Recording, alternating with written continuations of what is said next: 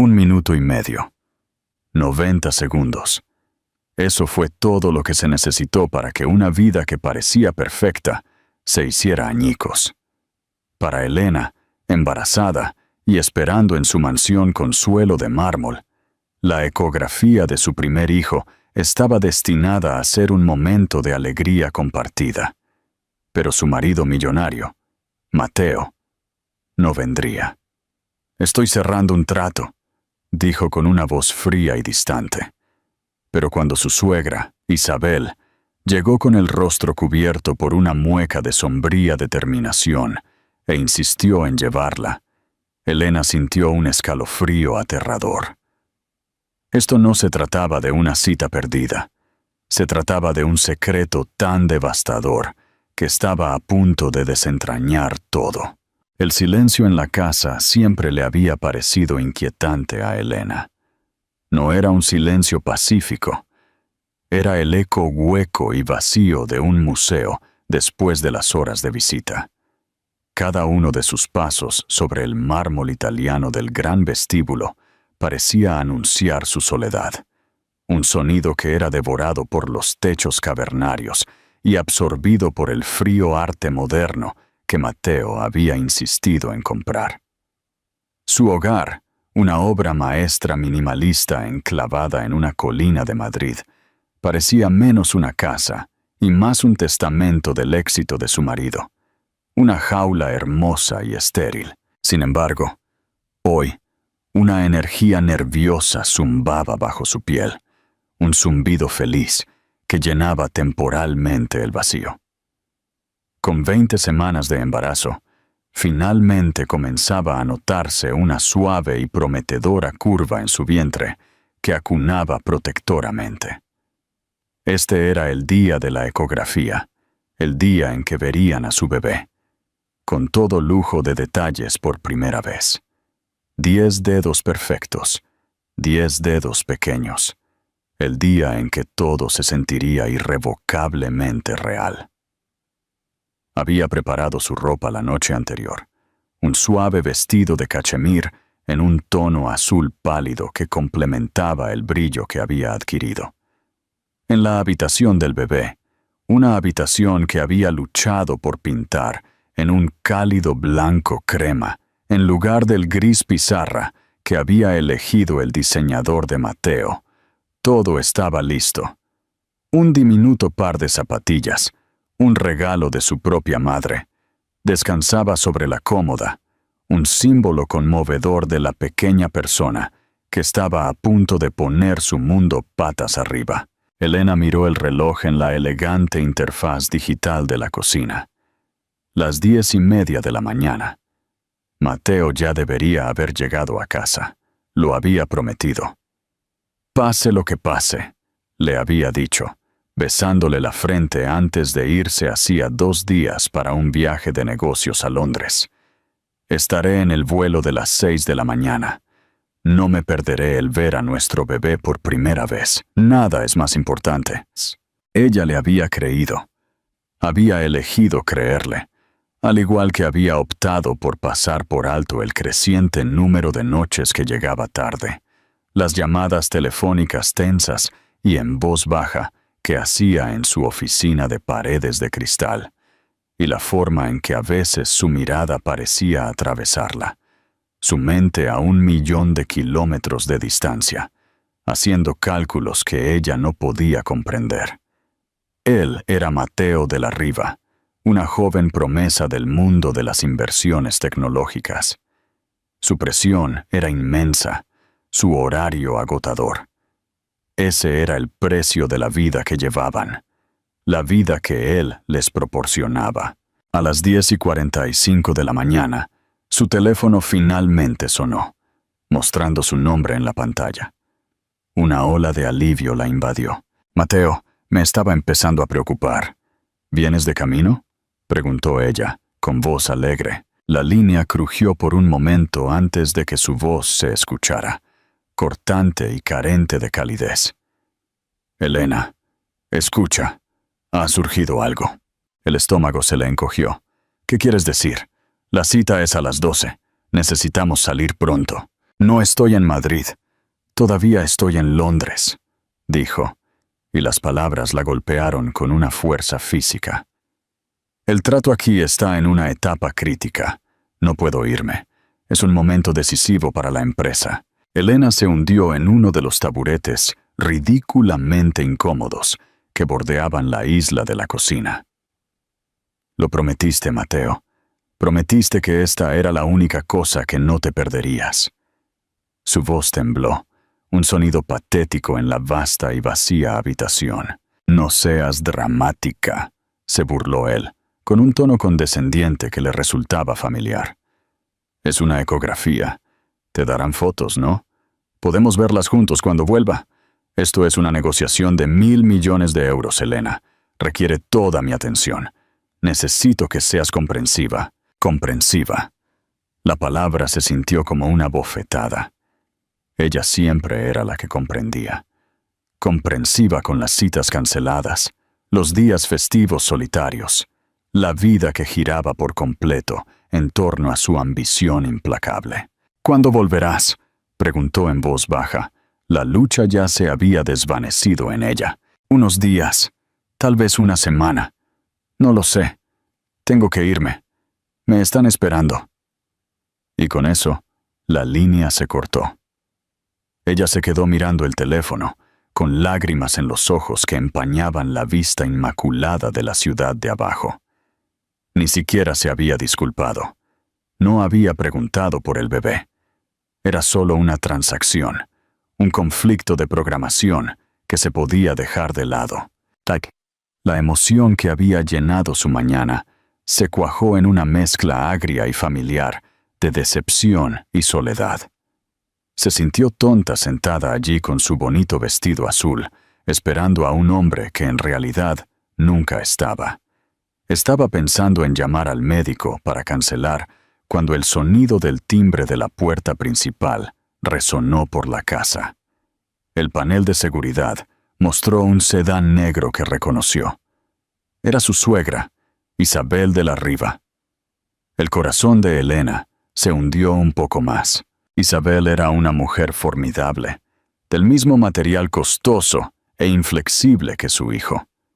Sus interacciones siempre eran educadas, pero tensas, puntuadas por las evaluaciones apenas veladas de Isabel sobre la idoneidad de Elena como esposa para un hombre como Mateo. Elena le dio la bienvenida y se alisó el vestido, secándose los ojos mientras caminaba hacia la puerta. Tendría que poner una cara valiente, fingir que a Mateo lo habían llamado por una razón heroica y salvadora del mundo. Pero cuando Isabel entró, su compostura, generalmente impecable, parecía un poco extraña. Su traje de Chanel a medida era perfecto, su pelo plateado estaba peinado, pero sus ojos, de un azul intenso e inteligente, tan parecidos a los de Mateo, tenían un destello de algo que Elena nunca había visto antes. Ansiedad. «Elena», dijo. Su voz era nítida, pero carecía de su habitual filo helado. «¿Estás lista?» «Veo». «Bien». «Isabel». «¡Qué sorpresa!», tartamudeó Elena. «Mateo se ha quedado atrapado en Londres. Una emergencia de última hora con su trato». Ella esperó la respuesta comprensiva, pero ligeramente superior. Esperaba algo como, «Por supuesto, el trabajo de mi hijo es muy importante». En cambio, Isabel la miró. Su mirada era intensa. «Lo sé. Me llamó hace una hora». Hizo una pausa. Sus ojos escanearon el rostro de Elena, observando las mejillas manchadas de lágrimas y la sonrisa forzada. «Ve a buscar tu bolso. Te llevaré a tu cita». Elena se quedó atónita. «Oh, no, no tiene que hacer eso. Puedo reprogramar». «¡Tonterías!», la interrumpió Isabel. Su tono no dejaba lugar a discusión. «No vas a perderte esta cita y no vas a ir sola. Vamos a llegar tarde. Vámonos». Había una urgencia en el comportamiento de Isabel que era a la vez confusa y alarmante. Parecía más que una suegra simplemente interviniendo por su hijo ausente. Algo más estaba sucediendo. Una corriente de tensión corría justo debajo de la superficie de esta extraña y autoritaria invitación. Sintiendo una nueva ola de inquietud, Elena hizo lo que le dijeron. Tomó su bolso del mostrador y siguió a su suegra fuera de la jaula dorada y silenciosa que llamaba hogar. El interior del Mercedes de Isabel era todo lo contrario a la casa de Elena, lujoso, silencioso y reconfortante. Pero la atmósfera interior era densa de palabras no dichas. Isabel conducía con una intensidad concentrada, sus manos enguantadas agarrando el volante, su mandíbula apretada. No había ofrecido más explicaciones para su repentina aparición, y Elena, intimidada como siempre, no se atrevió a preguntar. Miró por la ventana los árboles que pasaban borrosos, con la mente en un torbellino de confusión. ¿Por qué Isabel estaba tan insistente? Era completamente atípico. Su relación se basaba en una base de distancia educada. Isabel veía a Elena como una adición hermosa, aunque algo simple, a la dinastía de la Riva, una mujer para producir un heredero y organizar una gala de caridad impecable, no como una confidente. Sin embargo, aquí estaba, llevándola a una cita con el médico con la sombría determinación de un general que lleva a las tropas a la batalla. Mateo está increíblemente concentrado, dijo Elena, intentando romper el silencio y normalizar la situación. Se absorbe tanto en su trabajo, es lo que lo hace tan exitoso. Isabel emitió un sonido de desaprobación en la garganta. La concentración es una virtud. La obsesión, sin embargo, puede ser un pasivo. El comentario flotó en el aire, agudo y ambiguo. Antes de que Elena pudiera analizarlo, Isabel hizo un giro repentino, desviándose de la ruta más directa a la clínica. ¿A dónde vamos?, preguntó Elena, un nuevo pico de ansiedad atravesándola. El consultorio del médico está en la calle Mayor. Haremos una breve parada. Hay alguien a quien necesito recoger, dijo Isabel, con los ojos fijos en el camino. Él se unirá a nosotros. ¿Se unirá a nosotros? ¿Para la ecografía? La voz de Elena se alzó con incredulidad. ¿Quién podría unirse a ellos? Isabel giró hacia el garaje de estacionamiento de un elegante rascacielos de cristal negro en un distrito financiero. Se detuvo en un lugar reservado cerca de los ascensores. No para la ecografía en sí, no, pero necesita estar presente para la conversación posterior. ¿Conversación? ¿Qué conversación? El corazón de Elena estaba comenzando a latir con fuerza. Esto estaba mal. Todo estaba mal. El frío rechazo de Mateo. El comportamiento extraño de Isabel. Todo estaba conectado. Un rompecabezas que no podía empezar a resolver. Paciencia, Elena, dijo Isabel, aunque la suya parecía estar agotándose. Golpeó con un dedo elegante el volante. Un momento después, la puerta del ascensor se abrió y un hombre con un traje gris, perfectamente a medida, caminó hacia ellos. Tenía unos 50 y tantos años, con un rostro tranquilo y serio y gafas sobre la nariz. Elena lo reconoció al instante. Ricardo Morales, el abogado de la familia de la Riva desde hace mucho tiempo. Él había manejado el papeleo de su casa, una figura distante e imponente que ella solo había conocido 2 veces. Abrió la puerta trasera y se deslizó, el olor a papel viejo y colonia cara llenando el coche. Isabel, asintió, su voz un barítono bajo y constante. Elena, es un placer verte. Mis felicitaciones por tu embarazo. Ricardo, reconoció Isabel. Gracias por reunirte con nosotros con tan poca antelación. Por supuesto, dijo. Las circunstancias parecían justificarlo. Sus ojos se encontraron con los de Elena en el espejo retrovisor, y su expresión era de gentil lástima. Era la mirada de un hombre que estaba a punto de dar una noticia terrible. Elena sintió que el suelo se hundía bajo sus pies. «No entiendo», dijo. Su voz temblaba. «¿Por qué nuestro abogado viene a mi cita con el bebé? ¿Le pasó algo a Mateo?» Un nuevo y horripilante pensamiento echó raíces. Un accidente. Una emergencia médica que estaba ocultando.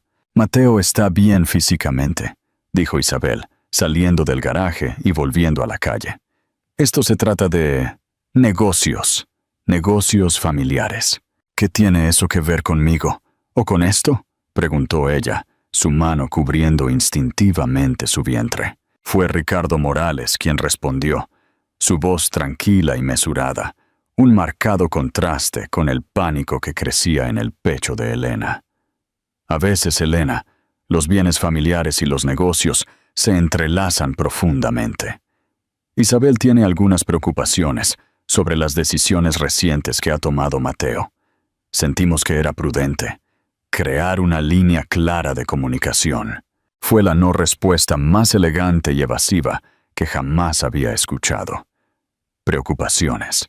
¿Qué tipo de preocupaciones?», insistió, mirando el perfil rígido de Isabel y el reflejo de Ricardo en el espejo. Isabel suspiró, un sonido largo y cansado. «Mateo se ha vuelto imprudente.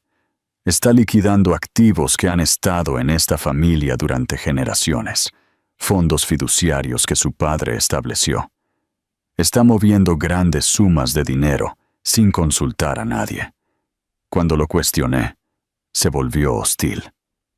Me dijo que confiara en su genio y me mantuviera al margen de sus asuntos.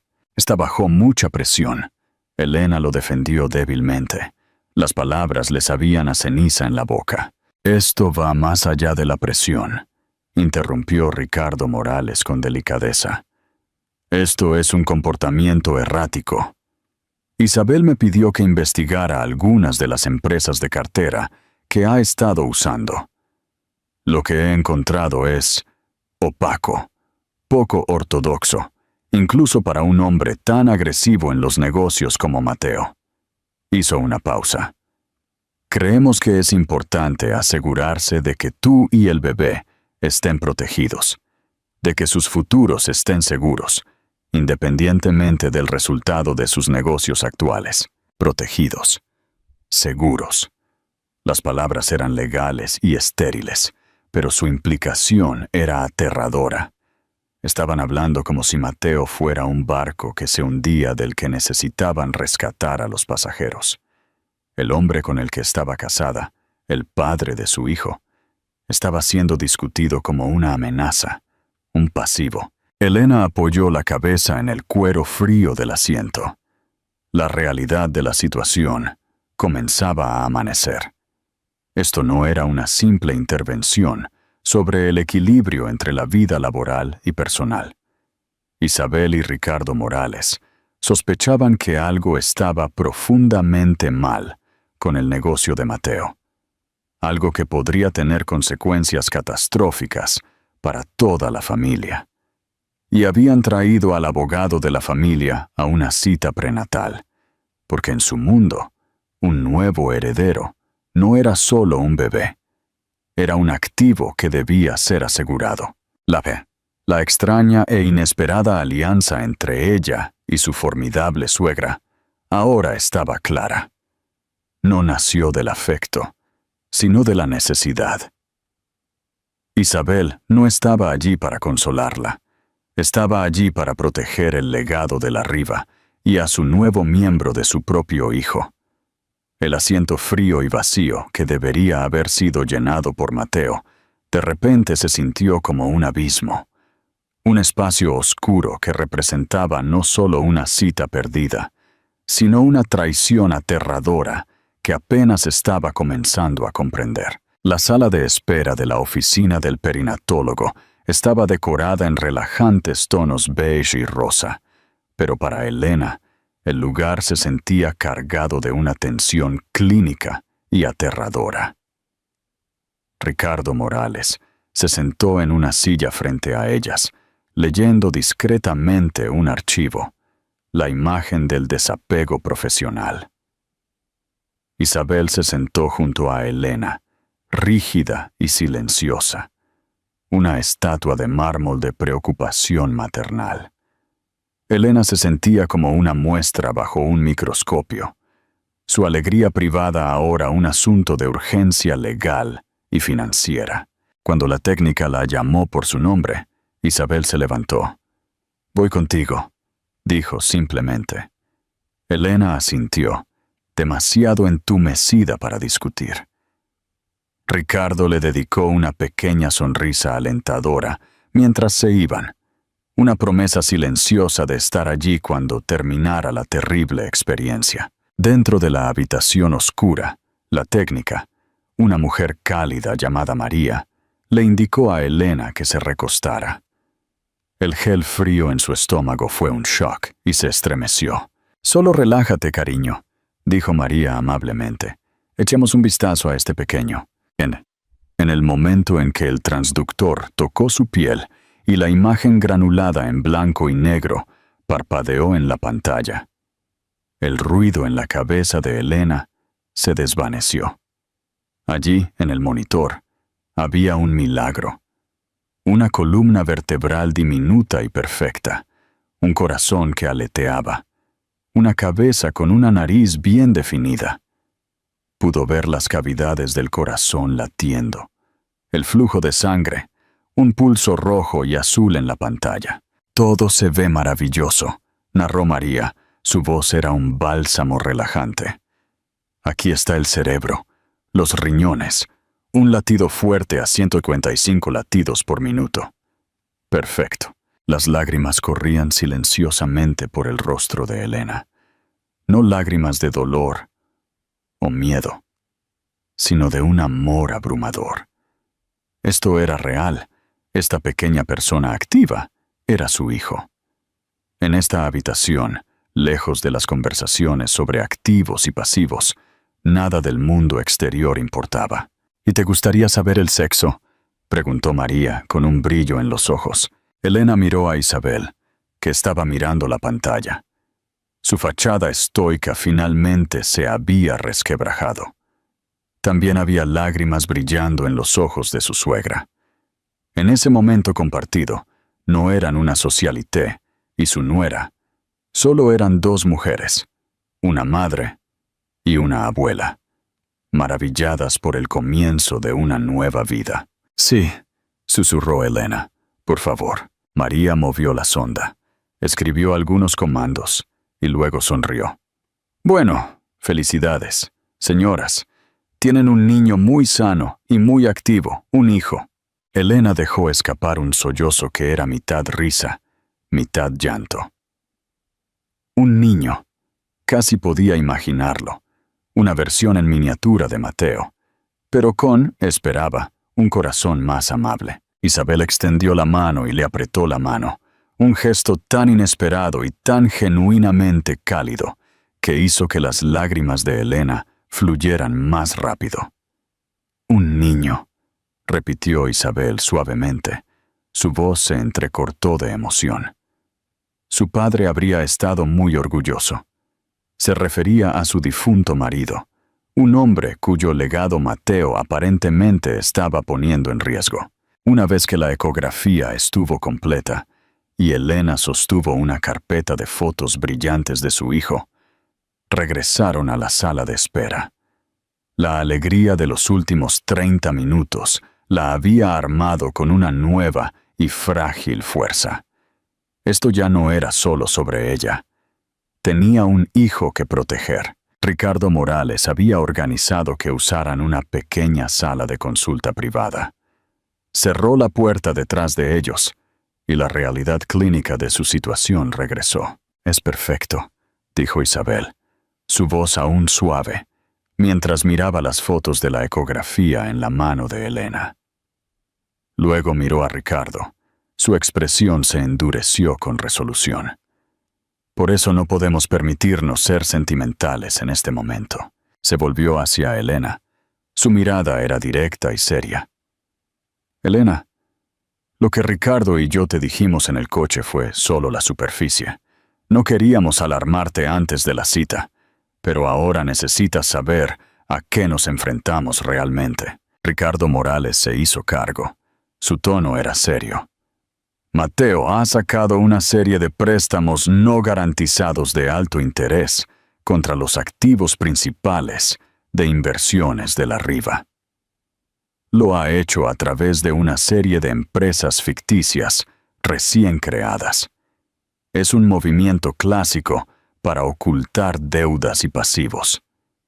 El problema es que las personas a las que les está pidiendo prestado no son bancos de buena reputación. Son prestamistas privados que operan en los mercados financieros grises. Son despiadados. Elena sintió un escalofrío en la espalda. ¿Pero por qué? La compañía es exitosa. Somos ricos. La palabra sonó ingenua y tonta, incluso cuando la dijo. Lo éramos, corrigió Isabel con tristeza. La fortuna familiar era estable, construida sobre décadas de inversión sólida y conservadora por mi marido. Mateo, en su arrogancia, pensó que podía hacerlo mejor, más rápido. Ha estado invirtiendo dinero en una serie de proyectos tecnológicos increíblemente de alto riesgo, y por lo que podemos deducir, están fallando. Catastróficamente. Me dijo que estaba a punto de tener un éxito de $1,000 millones, susurró Elena. El recuerdo de su voz en el teléfono ahora sonaba como una broma cruel. Está mintiendo, dijo Ricardo sin rodeos, pero no con crueldad. No está a punto de tener éxito. Está a punto de colapsar. Está dirigiendo un juego de confianza, usando el buen nombre de la familia y el último de su capital líquido para mantenerse a flote, probablemente esperando una victoria milagrosa para cubrir las pérdidas. Pero el agujero es demasiado profundo. Estamos hablando de una deuda que podría exceder el valor total del patrimonio familiar. El alcance de la situación era inimaginable. No era solo el dinero de Mateo, era todo. La casa, los coches, el legado. Por eso su comportamiento ha cambiado, continuó Isabel. Su voz era tensa, con una mezcla de ira y dolor. El secretismo, la hostilidad, las mentiras. Es el comportamiento de un hombre desesperado. Ricardo se inclinó ligeramente. Elena, necesitamos tu ayuda. Eres su esposa. Vives en esa casa. Lo ves todos los días. ¿Has notado algo más? ¿Algo fuera de lo común? ¿Algún nombre nuevo? ¿Reuniones extrañas? ¿Documentos que se quedan por ahí? Incluso el detalle más pequeño podría ayudarnos a entender el panorama completo de con quién está involucrado. La mente de Elena corrió, buscando a través de meses de pequeños momentos descartables que ahora parecían siniestros. La forma en que cerraba rápidamente su computadora portátil cuando ella entraba en la habitación. El segundo teléfono celular personal que afirmaba que era solo para negocios internacionales. Las noches en las que no volvía a casa en absoluto, afirmando que estaba durmiendo en un hotel del centro para empezar temprano. Y luego, un recuerdo salió a la superficie. Algo que había olvidado por completo. Su oficina, dijo. Su voz era apenas un susurro. En casa, siempre está cerrada con llave. Me dijo que ni siquiera se le permitía entrar al personal de limpieza, que es demasiado sensible. Lo llama su caja fuerte. Isabel y Ricardo intercambiaron una mirada significativa. Tiene una caja fuerte allí, continuó Elena. Las piezas encajaban con una velocidad nauseabunda. Una grande e independiente, detrás de un cuadro. La vi una vez cuando la puerta estaba entreabierta. El comportamiento tranquilo de Ricardo Morales se agudizó. ¿Alguna vez la abre cuando estás cerca? No, nunca, dijo ella. El lugar era una caja negra en el centro de su hogar, una manifestación física de todos los secretos que guardaba. Elena, dijo Ricardo. Su voz era baja y seria. Creemos que Mateo puede estar preparándose para desaparecer. La forma en que está moviendo el dinero no es solo para cubrir deudas.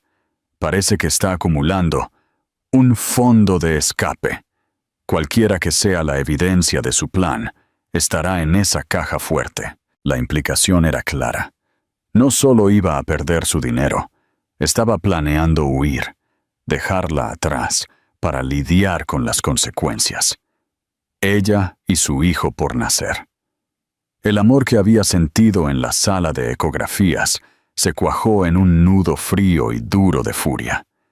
La imagen de la encantadora sonrisa de Mateo fue reemplazada por la de un mentiroso, un cobarde y un ladrón.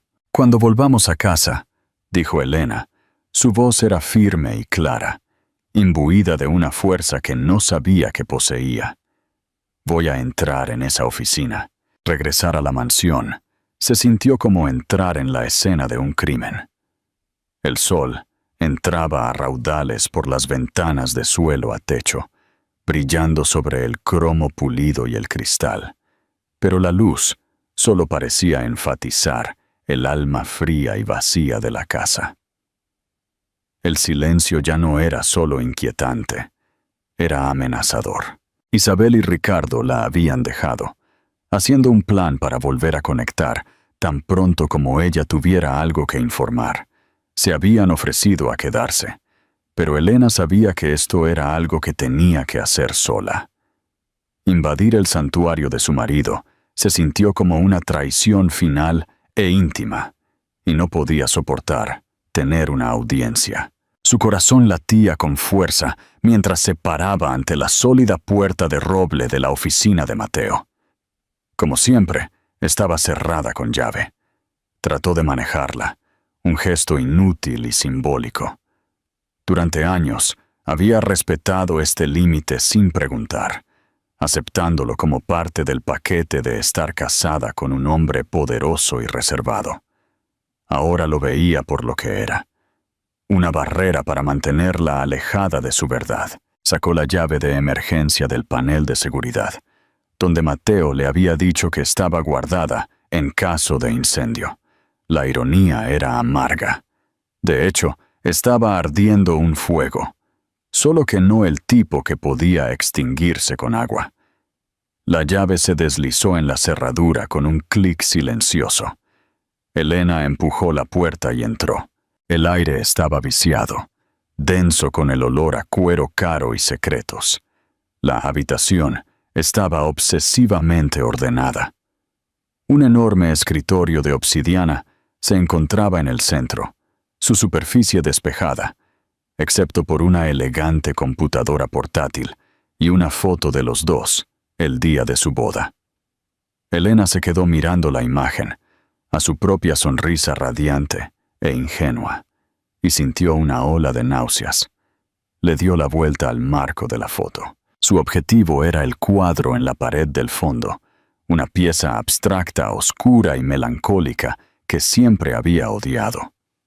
Lo apartó, revelando la puerta gris y plana de una gran caja fuerte digital. Un teclado brillaba expectante. El pánico revoloteó en su pecho. Un código. Podría ser cualquier cosa. Su cumpleaños, su aniversario. Ella probó ambos. Acceso denegado. Parpadeó en rojo. Probó el cumpleaños de su madre, el de su difunto padre. Nada. Estaba a punto de rendirse, de llamar a Ricardo y admitir la derrota, cuando una fecha diferente apareció en su cabeza. No un aniversario feliz, sino la fecha que había sellado su destino. La fecha en que le había propuesto matrimonio en un yate en Mónaco, un momento de cuento de hadas que la había cautivado.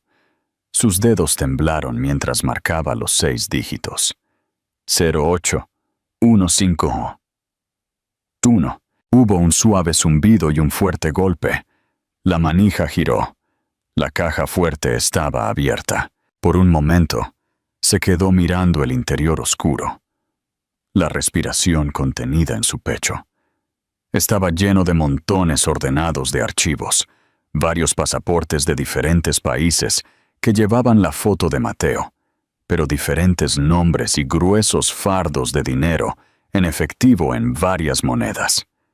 Era una bolsa de emergencia a escala corporativa. Estaba listo para desaparecer en cualquier momento. Sus ojos se posaron en una gruesa carpeta de Manila, etiquetada con su propio nombre. Elena de la Riva. Acuerdo prenupcial. La sangre se le heló. Nunca habían firmado un acuerdo prenupcial. Estaba segura de ello. Mateo se había dado aires al decirle que los acuerdos prenupciales eran para personas que no confiaban el uno en el otro, que su matrimonio era una sociedad de por vida, no una fusión de negocios. Ella se había sentido tan conmovida, tan enamorada. Con manos temblorosas, sacó el archivo. Dentro había un largo documento legal, docenas de páginas llenas de jerga densa e impenetrable. Pasó a la última página, y allí estaba, su firma garabateada con tinta azul justo al lado de la de Mateo. Se quedó mirándola. Su mente se negaba a procesar lo que estaba viendo. ¿Cómo? ¿Cuándo? Y luego un recuerdo, borroso e insignificante en ese momento, se hizo realidad. Fue unas semanas antes de la boda, un torbellino de planificación y emoción. Estaban en la oficina de una compañía de títulos, firmando lo que Mateo había llamado el último de los papeleos para la nueva casa. Había habido una montaña de documentos. Él había guiado su mano, señalando dónde firmar, con un bolígrafo en la mano. Su sonrisa era encantadora y tranquilizadora. Solo unas pocas firmas más, mi amor, y todo es nuestro. Lo había deslizado. Había enterrado el documento más importante de su vida en una pila de escrituras de propiedad mundanas, y ella lo había firmado sin pensarlo 2 veces, cegada por el amor y la confianza. Se hundió en la silla de cuero de Mateo. La habitación daba vueltas a su alrededor, y se obligó a leer la página de resumen que Ricardo probablemente había insistido en incluir. Era brutal en su claridad. En caso de divorcio, ella renunciaba a todos los derechos sobre todas y cada una de sus ganancias, propiedades e inversiones actuales y futuras. Tenía derecho a un pago único de 50,000 euros y a ninguna pensión alimenticia. A los ojos de este documento, era completamente prescindible. Todo el matrimonio fue una mentira. Su papel fue escrito desde el principio. No era una pareja. Era un accesorio temporal, adquirido con una cláusula para su fácil eliminación. Un sollozo crudo y gutural escapó de sus labios. La traición era tan profunda, tan completa, que se sentía como si la estuviera vaciando por dentro. Pero a medida que la ola inicial de dolor disminuía, fue reemplazada por una rabia fría y dura. Él no solo le había mentido, la había subestimado. Impulsada por esta nueva furia, metió las manos de nuevo en la caja fuerte. Sus dedos rozaron algo duro y liso, metido profundamente detrás de las pilas de dinero en efectivo. Lo sacó. Era un pequeño teléfono quemador negro, del tipo que se usa para comunicaciones imposibles de rastrear. Presionó el botón de encendido. Milagrosamente, no estaba protegido con contraseña. La pantalla se iluminó, mostrando una cadena de mensajes de texto recientes. El contacto solo figuraba como L. Los mensajes eran una mezcla horripilante de negocios e intimidad. La transferencia final está programada para el viernes a las 11 p.m. ¿Todo listo por tu parte, Mateo? Casi. Solo tengo que encargarme de un último detalle doméstico. La habitación del bebé está casi terminada. El teatro es agotador. La sangre de Elena se congeló. La habitación del bebé. Estaba hablando de su bebé, de ella como un detalle doméstico, Una pieza de teatro. Él. No te pongas sentimental. Recuerda el plan. Las Caimán nos esperan. No puedo esperar para tenerte solo para mí, lejos de todo esto. Mateo. Pronto. Ella tiene la cita de las 20 semanas hoy. Momento perfecto para mantenerla distraída. Cuando se dé cuenta de que no volveré, seremos fantasmas. L. Reservé nuestra suite favorita. Me pondré el vestido que te gusta. Mateo. Guárdalo para mí, Lucía. Lucía. Lucía. El nombre golpeó a Elena con la fuerza de un golpe físico. Lucía Torres, la directora financiera de Mateo. Una mujer parisina elegante y muy inteligente que Elena siempre había encontrado intimidante, pero de la que nunca había sospechado. Había estado en su boda. Había enviado un suntuoso regalo para el bebé. Y todo el tiempo, había sido la compañera de Mateo en los negocios, en la cama y en su plan para destruir la vida de Elena. El teléfono se le escapó de los dedos entumecidos y cayó sobre el escritorio. El plan ya no era una vaga sospecha. Estaba aquí, en blanco y negro. Iba a drenar la compañía, huir del país con su amante y dejar a Elena, embarazada y en la indigencia, para que se enfrentara a los escombros y a las personas despiadadas a las que le debía dinero. No solo se estaba saltando una cita con el bebé, se estaba saltando toda su vida y se estaba llevando la de ella con él. Elena se puso de pie. Su cuerpo temblaba, no de miedo, sino de una claridad escalofriante y absoluta. El dolor se había ido, quemado por el fuego de la traición. Cogió su propio teléfono. No lloró. No gritó. Simplemente marcó el número de Ricardo Morales. Su voz era tan fría y dura como los suelos de mármol de la casa, que nunca fue su hogar. Ricardo, dijo, estoy dentro y lo tengo todo. El teléfono quemador y el acuerdo prenupcial, fraudulento, actuaron como una piedra de Rosetta para el caos. En el momento en que Elena le relató el contenido a Ricardo Morales, se desató una tormenta de actividad tranquila, pero frenética. Ricardo, que había pasado su carrera navegando por las turbias aguas del derecho corporativo, reconoció el patrón de inmediato. Esto no era solo un caso de un negocio que fracasaba.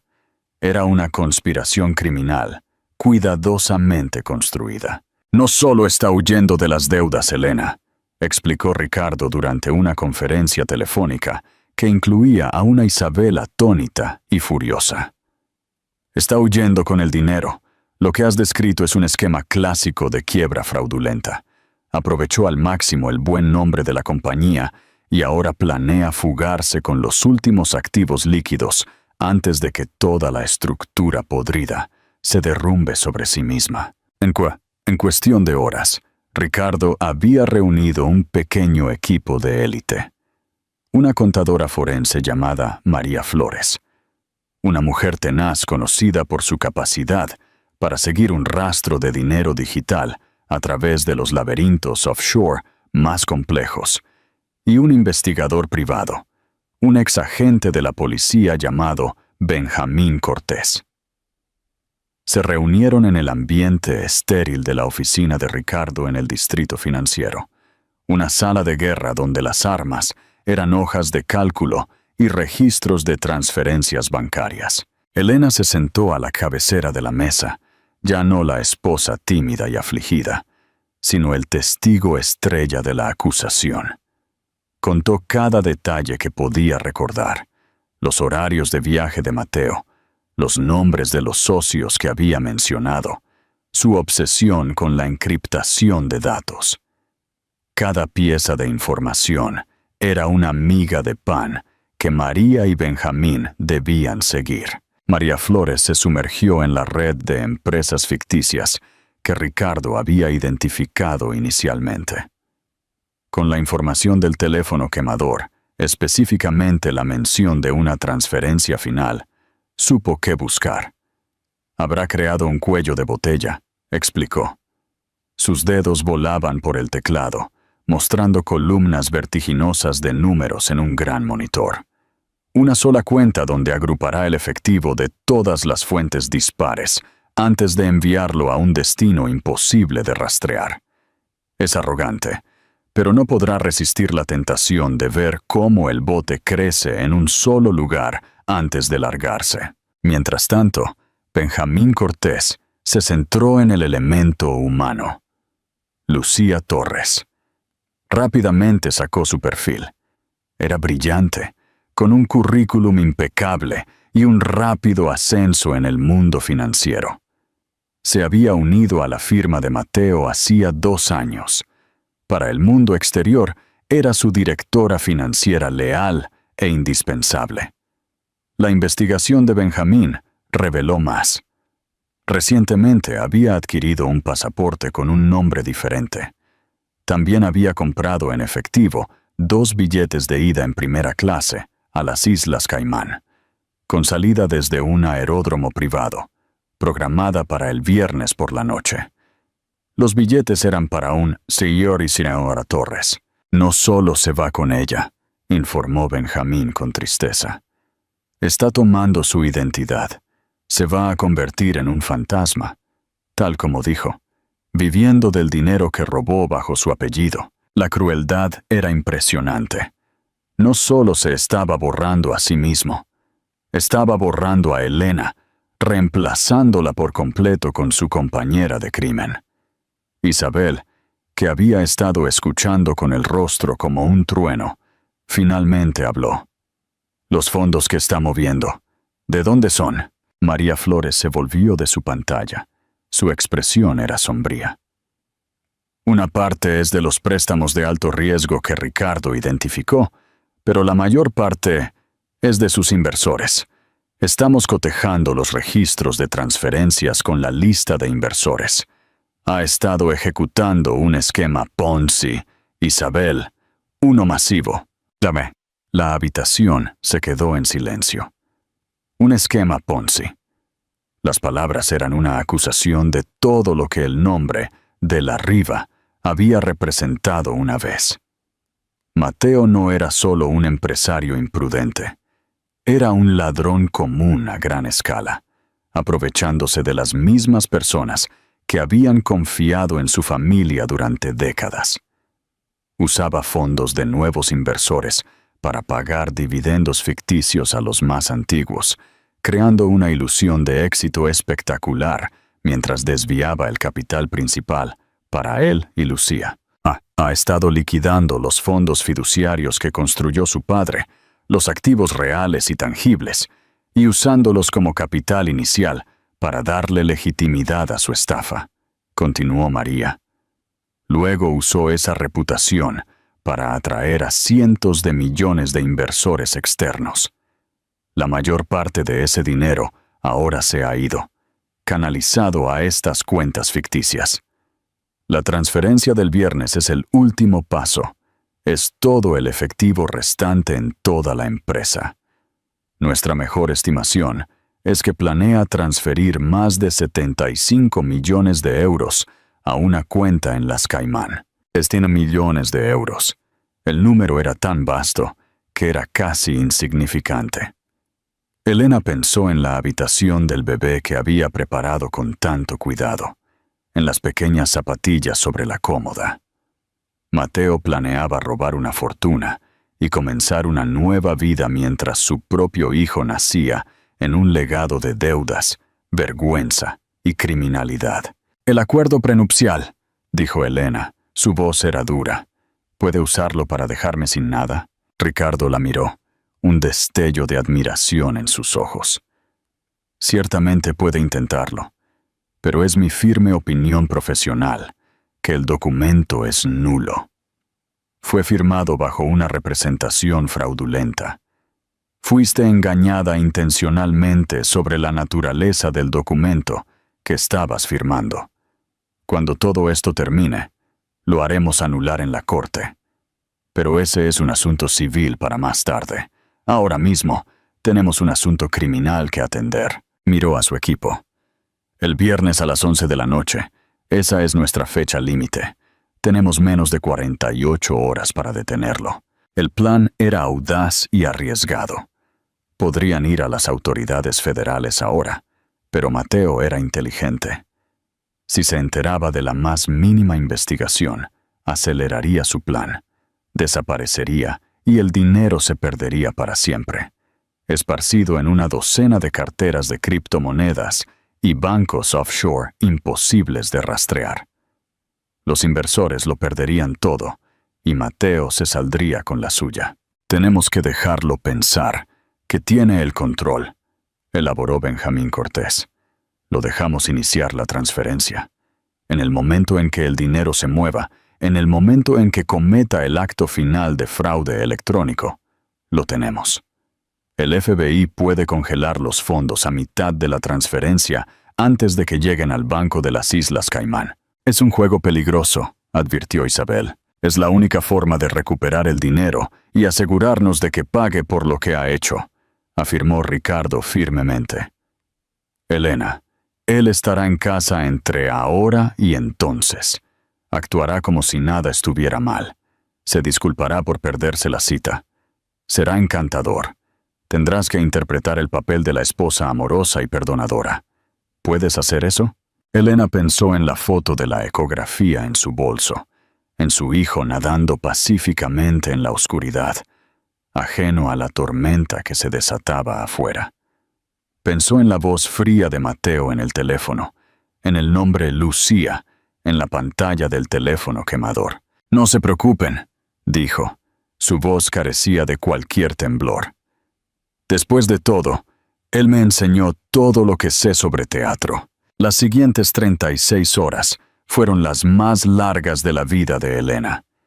Existió en un estado de animación suspendida, una actriz interpretando el papel principal en la tragedia de su propio matrimonio. Cuando Mateo finalmente entró por la puerta el jueves por la tarde, era la imagen de la contrición.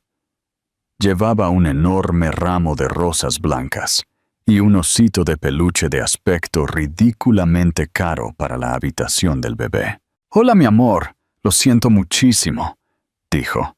Su voz estaba impregnada de la sinceridad practicada, que ahora reconocía como su arma más peligrosa. La rodeó con los brazos, y ella tuvo que luchar contra todos sus instintos para no apartarse. Se obligó a apoyarse en él, a interpretar su papel. «Estaba tan decepcionada», murmuró en su hombro. Sus palabras estaban amortiguadas. «Lo sé, y tenías todo el derecho a estarlo. Este trato era un monstruo, pero está hecho. Lo logramos. Nuestro futuro está seguro para siempre». Se apartó, radiante. Sus ojos brillaban con un brillo falso. «Ahora soy todo tuyo. No más viajes, no más noches hasta tarde. Solo tú, yo y nuestro pequeño hombre». Había visto las fotos de la ecografía que ella había dejado estratégicamente en la isla de la cocina. La mentira era tan sencilla, tan completa, que era casi impresionante. Pasó la tarde mimándola, frotándole los pies, hablando de nombres de bebés, pintando una hermosa imagen de un futuro que él estaba planeando activamente detonar. Elena sonrió, asintió. Le trajo su whisky favorito. Y con cada momento que pasaba, la gélida resolución en su corazón se endurecía. Ya no era solo una víctima de su plan. Era el cebo en la trampa tendida para atraparlo. El viernes por la noche llegó con una sensación de pavor y anticipación sofocante. Ricardo, Isabel y Benjamín Cortés estaban estacionados en un coche sin distintivos en la calle, monitoreando las comunicaciones con un equipo de la policía en espera a solo unos minutos de distancia. El plan era que Elena iniciara una confrontación exactamente a las 10:55 p.m., justo cuando Mateo se preparaba para hacer su movimiento final, creando una distracción mientras los agentes técnicos hacían su trabajo. A las 10:30 p.m., Mateo le dio un beso de buenas noches. Solo tengo que enviar unos últimos correos electrónicos de confirmación a la oficina de Londres y subiré, dijo, casualmente, dirigiéndose a su oficina. Elena esperó en la sala de estar, con las manos entrelazadas alrededor de una taza de té de manzanilla que no podía beber. El silencio de la casa era un alambre tenso listo para romperse. A las 10:54 p.m., su teléfono vibró con un simple texto de Ricardo. Ahora, respiró hondo, se puso de pie y caminó hacia su oficina. Lo encontró sentado en su escritorio, con su computadora portátil abierta, una mirada de intensa concentración en su rostro. Estaba tan absorto que no la escuchó entrar. ¿Está hecho?, preguntó ella. Su voz era tranquila pero clara en la habitación silenciosa. Él saltó, sobresaltado, y cerró la computadora portátil. «Elena, me asustaste. ¿Qué haces despierta?» «Te hice una pregunta», dijo, caminando más adentro de la habitación. «La transferencia está hecha. Nuestro futuro está seguro». Un destello de confusión, luego de molestia, cruzó su rostro. «¿De qué estás hablando? Te dije que solo estoy terminando algunos correos electrónicos». «Deja de mentir, Mateo», dijo ella. Su voz ganaba fuerza. Caminó hacia el lado del escritorio y recogió la foto de la boda que había puesto boca abajo 2 días antes. La sostuvo. ¿Esto alguna vez fue real? ¿O fue solo parte del teatro? La sangre se le escapó del rostro. La miró. Su encantadora máscara finalmente se cayó para revelar al hombre frío y calculador que había debajo. «¿Qué hiciste?», susurró. Sus ojos se movían por la habitación, como si buscara un dispositivo de escucha.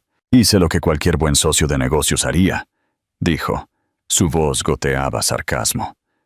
«Revisé nuestros activos». Caminó hacia la caja fuerte, que había dejado desbloqueada, y abrió la puerta. Metió la mano dentro y arrojó el acuerdo prenupcial fraudulento sobre el escritorio frente a él. Luego, sacó el teléfono quemador y lo arrojó junto al acuerdo prenupcial. «Y me familiaricé con tu estrategia de salida», terminó. Mateo se quedó mirando el teléfono y luego la miró a ella. Su expresión era una mezcla de incredulidad y pura furia. El juego había terminado, y él lo sabía. «Revisaste mis cosas», siseó, poniéndose de pie. «Estúpida niña, no tienes idea de lo que has hecho». «No, sé exactamente lo que he hecho», respondió Elena. Su voz se alzó para igualar la de él. «Finalmente te vi por lo que eres. Un mentiroso, un ladrón y un cobarde. Ibas a huir, Mateo. Ibas a robar 75 millones de euros y a dejarme a mí. A dejar a tu hijo sin nada más que tu vergüenza y tus deudas. Ese dinero es mío», rugió. Su rostro se contorsionó en una mueca fea. «Me lo gané. Y tú eras solo un accesorio. Una hermosa pieza de tapadera para hacerme parecer estable para los inversores a los que estaba estafando. Hiciste tu papel a la perfección, te lo concedo, pero nunca ibas a ser parte del futuro real. Eso siempre fue para Lucía». La crueldad casual de su confesión le quitó el aliento, pero ella se negó a dejar que él viera su dolor. En ese momento, la puerta de la oficina se abrió de golpe, e Isabel de la Riva entró. Su rostro era una máscara de fría furia. Ricardo Morales estaba justo detrás de ella. «Aléjate de ella», ordenó Isabel. Su voz era como el hielo. Mateo miró a su madre, momentáneamente atónito. «Estás con ella, contra tu propio hijo. Tú no eres el hombre que tu padre crió», dijo Isabel. Su voz temblaba de rabia y dolor. «Eres una vergüenza para su nombre y su memoria. Te aprovechaste de nuestros amigos, Robaste a tu propia familia e ibas a abandonar a tu esposa embarazada. No eres mi hijo. Acorralado y desesperado, la rabia de Mateo se volvió violenta. Se lanzó no hacia Elena, sino hacia el escritorio, buscando la computadora portátil. «Todavía puedo arreglar esto. Todavía puedo mover el dinero», gritó, tratando de pasar a Ricardo. Ricardo, un hombre sorprendentemente sólido para su edad, se mantuvo firme. «Se acabó, Mateo». «No se acaba hasta que yo lo diga», gritó Mateo, empujando a Ricardo con fuerza contra la pared. Se apresuró a buscar la computadora portátil, pero antes de que pudiera abrirla, la serena tranquilidad de la mansión se rompió por el sonido de la madera astillándose cuando la puerta principal se abrió de golpe. Pasos pesados retumbaron por el pasillo y, segundos después, 2 agentes de la policía con equipo táctico aparecieron en la puerta. «Mateo de la Riva», gritó uno de ellos. «Estás bajo arresto». Mateo se congeló. Su mano se cernía sobre la computadora portátil. Su rostro era un lienzo de derrota total. La lucha se había ido de él, reemplazada por un vacío hueco y patético. Su gran escape, su brillante plan, se había desmoronado en polvo a su alrededor. Mientras los agentes lo esposaban y le leían sus derechos, sus ojos encontraron los de Elena. No había remordimiento en ellos, ninguna disculpa, solo un odio frío y venenoso. Mientras se lo llevaban, un hombre roto, despojado de su poder y su encanto, Isabel envolvió un brazo protector alrededor de los hombros de Elena. Elena se mantuvo erguida, su mano descansaba sobre su vientre, viendo cómo el arquitecto de su dolor era sacado de su vida para siempre. La jaula dorada estaba rota. Las secuelas fueron una tormenta mediática. El esquema Ponzi del magnate tecnológico se desmorona, gritaban los titulares. La historia lo tenía todo lo que el público anhelaba: riqueza, traición, una hermosa esposa embarazada, una amante secreta y una caída espectacular en desgracia. Durante semanas, el rostro de Elena apareció en los sitios web de noticias y en las pantallas de televisión. Se convirtió en un símbolo renuente, la mujer agraviada que derribó a un titán. Pero a puertas cerradas, en la oficina de Ricardo Morales, se estaba haciendo el verdadero trabajo. La policía, gracias a la intervención perfectamente cronometrada del equipo, había logrado congelar la transferencia de 75 millones de euros. El dinero fue incautado, destinado a ser devuelto minuciosamente a las docenas de inversores que Mateo había estafado. Lucía Torres fue arrestada en el aeródromo privado. Su equipaje de diseñador y sus sueños de un paraíso en las Islas Caimán fueron confiscados. Rápidamente se volvió contra Mateo, ofreciendo su testimonio a cambio de una sentencia más leve, detallando la naturaleza fría y metódica de su empresa criminal. Ricardo Morales, fiel a su palabra, presentó una moción para que se anulara el acuerdo prenupcial. Armado con el testimonio de Elena sobre la firma engañosa y la confirmación de Lucía de que el matrimonio era una parte calculada del fraude, el juez anuló el documento sin pensarlo 2 veces, calificándolo como un acto atroz de coerción y engaño. Elena fue oficialmente desvinculada de los daños financieros inmediatos. Sin embargo, no quedaba ninguna fortuna familiar de la que hablar. Lo que no había sido robado por Mateo fue tragado por demandas y honorarios legales. La magnífica casa en la colina, los coches, el arte, todo fue incautado y vendido. Piezas de una vida que nunca había sido realmente real. Isabel de la Riva fue un pilar de fuerza tranquila a través de todo ello. soportó la humillación pública de los crímenes de su hijo con estoica dignidad. Sin dudarlo, vendió sus propios activos considerables, sus joyas, su apartamento en Nueva York, su colección de bellas artes, cosas que eran solo suyas, sin tocar por la ruina de Mateo. Usó el dinero para crear un nuevo fondo fiduciario más pequeño, no para ella, sino para su nieto y su madre. «Esto no es caridad, Elena», dijo Isabel con firmeza, mientras se sentaban en el pequeño jardín bañado por el sol de la casa modesta pero encantadora que había comprado para ellas en un vecindario tranquilo y arbolado, lejos del brillo y la falsedad de su antigua vida. Esto es restitución. Esta es una familia reparando el daño que uno de los suyos ha hecho. Tú y este bebé son mi familia ahora. Los meses pasaron en un borrón de procedimientos legales y curación. Elena fue a terapia, aprendiendo a desempacar el trauma de la profunda traición. Aprendió a confiar de nuevo en su propio juicio, a separar al hombre que pensó que amaba del monstruo en el que se había convertido. Aprendió a perdonarse por haber sido engañada, dándose cuenta de que su único crimen había sido amar a alguien que era incapaz de amarla de vuelta. Ella e Isabel construyeron un nuevo tipo de relación, una forjada no en la obligación social, sino en la adversidad compartida y un propósito común. Pintaron la nueva habitación del bebé juntas, esta vez en un alegre y soleado color amarillo. Dieron paseos por el parque, cocinaron comidas, hablaron durante horas. Elena aprendió sobre la vida de Isabel, sus sueños antes de convertirse en la señora de la Riva, y vio a la mujer fuerte e independiente que existía debajo de los trajes de Chanel.